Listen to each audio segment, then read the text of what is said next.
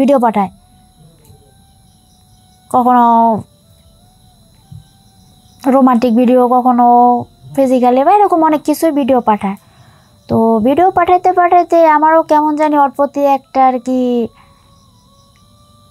আকর্ষণ হয়ে যায়, যে আমার স্বামী যেহেতু আমার সাথে কোনো কিছু করে না বা আমার সময় দেয় না, আমার মানে আমার চাহিদা সে মিটায় না, তখন আমার একটা ধারণা হলো যে না, ওর সাথে ছেলেটা দেখতেও খারাপ না, ছেলেটা দেখতেও ভালো।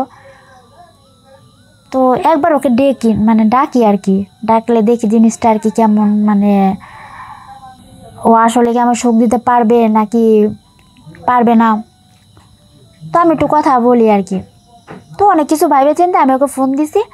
তো আমার ফোনটা রিসিভ করছে, রিসিভ করে একটা কথা বলতেছে, হ্যাঁ বলো কি বলবা। তা আমি বলছি আজ তো বাসা খালি, তুমি কি আজকে আসতে পারবা? ও প্রথমে না করছে আর কি, কয় না আজকে তো আসতে পারবো না, কালকে খালি আছে কিনা সেটা বলো। আমি না 2 দিন পরে খালি আছে, তার আগে নাই। পরে ও বলতেছে কি আচ্ছা ঠিক আছে 2 দিন পরে আসবো। তো আমার মনের ভিতরে কেমন জানি একটা ফিলিংস কাজ করলো আর খুব খুশি খুশি লাগতেছিল। তো হাজব্যান্ডের তো ওগুলা কোনো চাহিদা নেই, আমার দিকে ওরকম নজরও দেয় না, কোনো কিছু না। আমি আমার মতো সবসময় হাসি খুশি হঠাৎ করে থাকলাম, কিছু বলেও না। তো 2 দিন পরে আর কি ও আসছে, সারাদিন থাকছে, ভালোই, সমস্যা নাই। ওদিন চলে গেছে।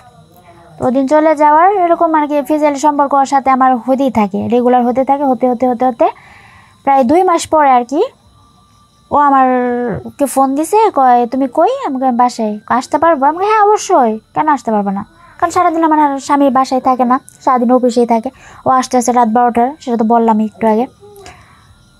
তো আমার যে চাহিদাটা সেই ছেলেটা আর কি মিটাইতো। আসসালামু আলাইকুম, আমি প্রিয়া, আমি খুলনা থাকি। তো আপনাদের সাথে কিছু কথা শেয়ার করার জন্য আমি আবার আসছি। এই কথাগুলো শেয়ার করলেও হয় আবার না করলে হয়, কিন্তু আমার মনে হলো যে কেন জানি না আপনাদের সাথে শেয়ার করি, কারণ কখনো কারোর সাথে কথা শেয়ার করা হয় না, তো বা করতেও পারি না এই কথাগুলা। তো আজকে আপনাদের সাথে কথাগুলো শেয়ার করি। আমার বিয়ে হয়েছে 3 মাস।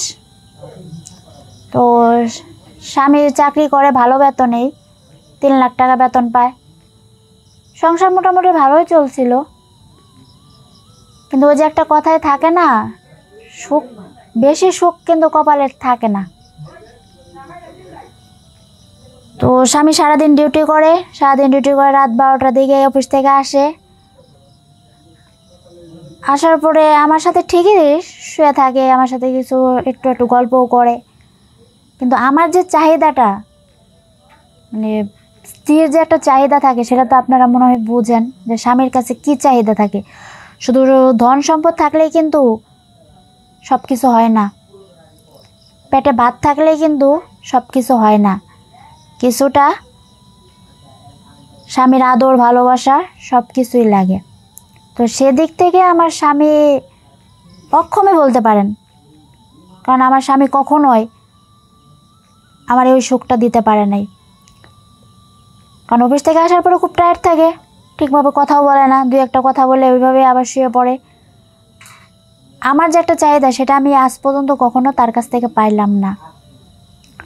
তো এইভাবে যাইতে যাইতে যাইতে যাইতে হঠাৎ মোবাইল নিয়ে একদিন বসে আছি কাজটা শেষ করে। তো একজন ছেলের প্রোফাইল দেখলাম আর কি ফেসবুকে। তো ভালোই লাগলো, তাকে ফেসবুক ফ্রেন্ড বানালাম, সে অ্যাকসেপ্টও করলো। তার সাথে কিছুদিন কথাও বললাম।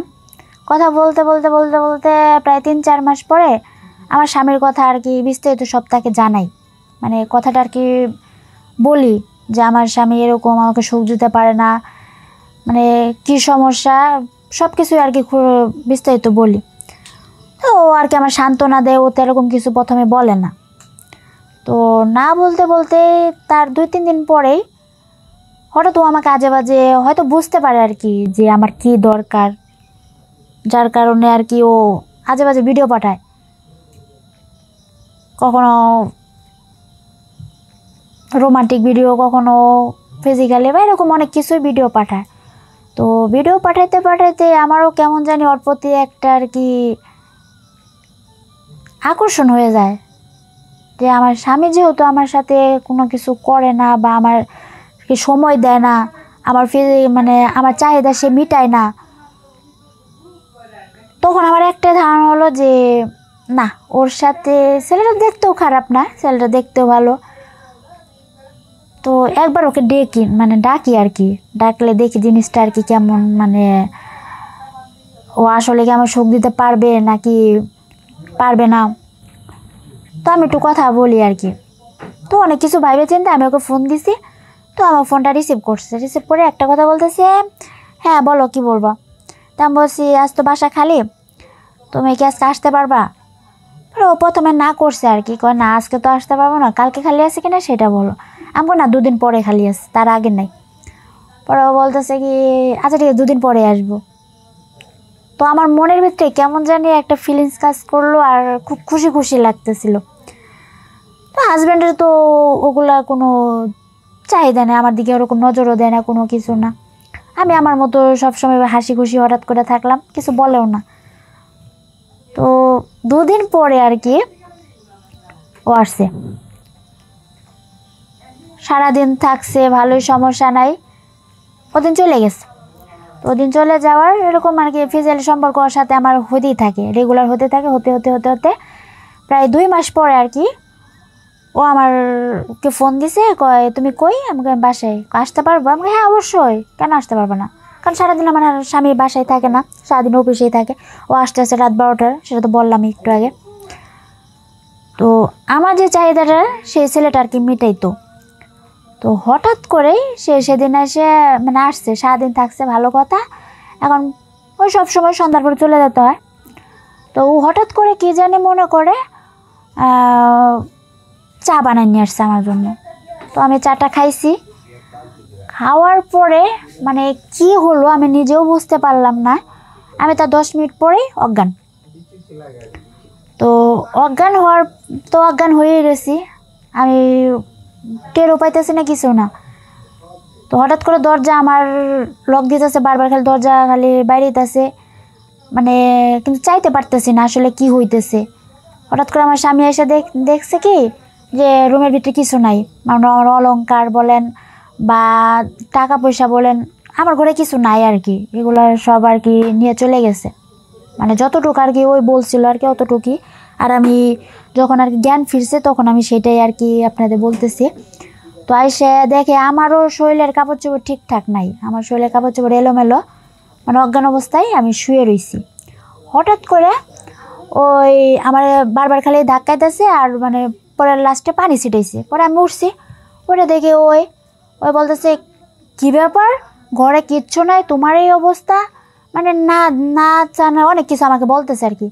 পরে এখন তো আমি যেটা বললাম আর কি, আমার তো বলা সম্ভব না তাকে যে কে নিয়ে গেছে বা কিভাবে নিয়ে গেছে বা আমার রিলেশন, মানে এসব তো কোনো কিছু বলতে পারবো না, আর কাউকে বলা সম্ভবও না, সেটা আপনারা ভালো করেই জানেন। তো তখন আর কিছু বলতে পারিনি, শুধু একটা কথাই বলছি যে রুমে ওই যে আমার ওয়াশিং মেশিনটা নষ্ট হয়ে গেছিলো, তো একজনের ফোন দিছিলাম, সেই লোকটাই আসছিলো ওয়াশিং মেশিন ঠিক করছে, তাকে শুধু একটু চা খাওয়াইছিলাম আর কি। এখন আমিও খাইছিলাম, কিন্তু তারপরে কি হয়েছে আমি জানি না, বিশ্বাস করে আমি কিছু জানি না। তো আমার স্বামী আমার সেই কথাটাই রাজি হয়েছে, অবিশ্বাস করে নাই। তো এই হলো আমার কাহিনী, যেটা আমি কাউকে বলতে পারিনি। আমি জানি না আমার এই ভিডিওটা বা আমার এই ভয়েসটা আমার হাজব্যান্ড শুনবে কি না, যদি শুনে হয়তো কপালে এবার শনি আছে। তো দর্শক, আপনাদের উদ্দেশ্যে আমি একটা কথাই বলবো, আপনাদের কাছে অনুরোধ বললে ভুল হবে, মানে আর যা বলা দরকার সেটা আমি বলতে পারতেছি না। আপনাদের কাছে একটাই অনুরোধ, একটাই রিকোয়েস্ট, নিজের স্বামী যাই হোক না কেন, সে খারাপ থাকুক ভালো থাকুক যাই থাকুক না কেন, সে আপনার চাহিদা মেটাতে পারলো কি পারলো না সেটা আপনার ব্যক্তিগত ব্যাপার। আপনি দয়া করে তাকে চিকিৎসা করান, ডাক্তার আছে, ডাক্তারের পরামর্শ নেন। কিন্তু ভুল করেও কখনো এই ফেসবুক মানে ইন্টারনেট যুগে প্রেম করবেন না। আর যদি প্রেম করেন তাহলে আমার মতোই কিন্তু আপনাদের অবস্থা হবে। তখন এইগুলো পাবেন না, ওইগুলো পাবেন না। তাই দয়া করে আপনাদের কাছে অনুরোধ, আপনারা স্বামীর যাই হোক না কেন, সে দুর্বল থাকুক বা সুস্থ থাকুক, একটু মাথায় চিন্তা করে জীবনটাকে সাজানোর চেষ্টা করেন। ধন্যবাদ।